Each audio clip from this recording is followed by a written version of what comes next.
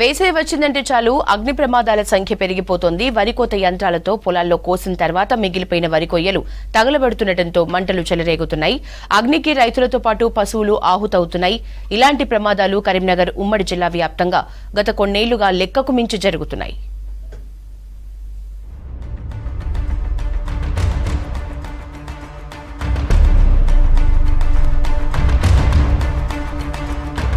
ఏటా వేసవిలో ఉమ్మడి కరీంనగర్ జిల్లాలోని హుజూరాబాద్, జమ్మికుంట ప్రాంతాలతో పాటు జిల్లా కేంద్రంలో అగ్ని ప్రమాదాలు జరుగుతుంటాయి. వరి కొయ్యలు తగలబెట్టే సమయంలో జరుగుతున్న ప్రమాదాలు తీవ్ర విషాదాన్ని మిగులుస్తున్నాయి. గతంలో ఇల్లందకుంట మండలంలో వరి కొయ్యల మంటల్లో చిక్కుకొని ఓ రైతు, మల్యాల మండలం చెప్యాలలో మరో రైతు ప్రాణాలు వదిలారు. గడ్డివాములు, ధాన్యం, మామిడి చెట్లు, ఈత, తాటి వనాలు మంటలకు బుగ్గవుతున్నాయి. వరి కొయ్యలు తగలబెట్టడం వల్ల అగ్ని ప్రమాదాలు జరుగుతున్నాయి.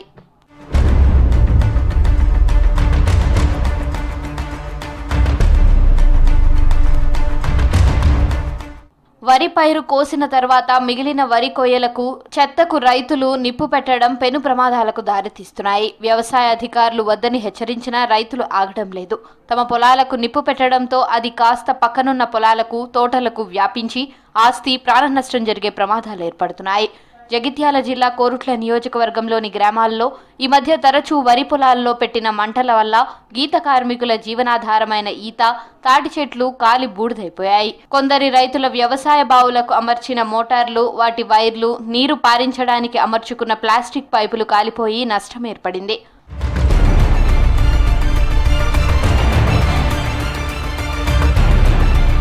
మెట్పల్లి మండలం ఆత్మానగర్ గ్రామ శివార్లో వరి పొలాల్లో పెట్టిన మంట గ్రామంలోని ఇండ్ల వరకు వ్యాపించి వాటికి అంటుకునే పరిస్థితి ఏర్పడింది. గ్రామస్తులు కొందరు మంటలను గమనించి హెచ్చరించడంతో గ్రామస్తులంతా మంటలు ఆర్పడానికి ప్రయత్నం చేశారు. ఫైర్ ఇంజిన్ సిబ్బందికి సమాచారం ఇవ్వడంతో సకాలంలో వచ్చి మంటలు ఆర్పివేశారు. దీంతో తీవ్ర ప్రమాదం తప్పింది. ఇప్పుడు వరి కోతల తర్వాత ఏమైతుందంటే దాన్ని గడ్డిని తగలబెట్టేసి మంట పెట్టి, ఇప్పుడు ఎవరో ఒక రైతు ఒక మంట పెట్టిపోయినప్పుడు అది పక్క పొలాలకు వ్యాపించి అలా గ్రామాలలో కొన్ని ఇండ్లు కూడా తగలబడ్డాయి. తగలబెట్టడం స్టార్ట్ చేసిందంటే అతన్ని చూసి ఇంకోళ్ళు కూడా తగలబెట్టడం వల్ల పక్క పొలాలలో ఉన్నటువంటి కరెంటు మోటార్లకు ఉన్న వైర్లు కానీ, కరెంటు బాక్సులు కానీ, అలాగే పైపులు కానీ చాలా రకాల నష్టం వాటిల్తుంది. అలాగే మా దగ్గర మామిడి చెట్లు కూడా చాలా వరకు తగలబడడం జరిగింది. సో ఇప్పుడు అది రైతులు గమనించాలని కోరుతున్నాను. గతంలో సాగు చేయడానికి ముందు వరి పొలాల్లో ఉన్న వరి కొయ్యలను దున్ని నీటిలో మురగబెట్టేవారు. దానికి చాలా సమయం పడుతుండడంతో ఇప్పుడు రైతులు వరి పొలాల్లో ఉన్న కొయ్యలకు నిప్పు పెట్టి దున్ని సాగు చేస్తున్నారు. కొయ్యలు సరిగా మురగని చోట పంట సరిగా రాదని వరి పొలాల్లో అగ్గి పెడుతున్నామని చెబుతున్నారు రైతులు. కాల్చకుండా మన ఖరీఫ్లో జనుముజీలుగా ఇవ్వడం జరుగుతుంది. దాంతోపాటు దీన్ని కూడా మురగబెట్టేస్తే భూమికి కావాల్సిన సారవంతం అన్నది వచ్చేస్తుంది. మొక్కకు కావాల్సిన పోషకాలన్నీ కూడా లభించడం జరుగుతున్నది.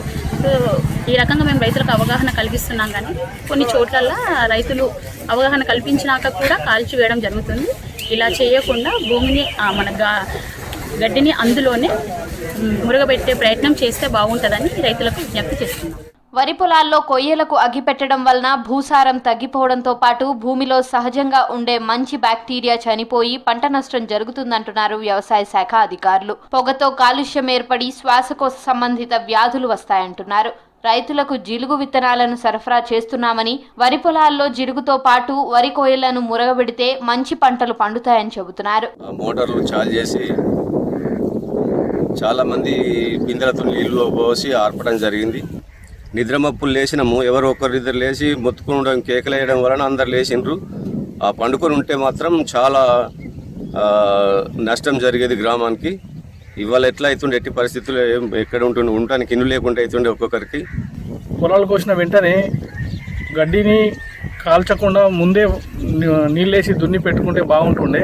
ఈ వ్యవసాయ అధికారుల మోటివేషన్ బాగా తక్కువ ఉంది. పంటలు కోస్తున్నారు, పంటలు ఎలా వేస్తున్నారు, ఏం చేస్తున్నారు అనేది తక్కువ ఉంది. దయచేసి వ్యవసాయ అధికారులు గ్రామ పక్కలో కానీ లేకపోతే అందరినీ అప్రమత్తం చేసి దున్నిపిచ్చి జీలుగులు సకాలంలో ఇస్తే వాళ్ళు కూడా తొందరగా రైతులు ముందడికి వస్తారు. ప్రమాదాలు జరుగుతాయని తెలిసి రైతులు వరి కొయ్యను కాల్చడం సరికాదంటున్నారు వ్యవసాయ శాఖ అధికారులు. ఇలాంటివి జరగకుండా వ్యవసాయ అధికారులు రైతులకు సరైన అవగాహన కల్పించాలంటున్నారు గ్రామస్తులు.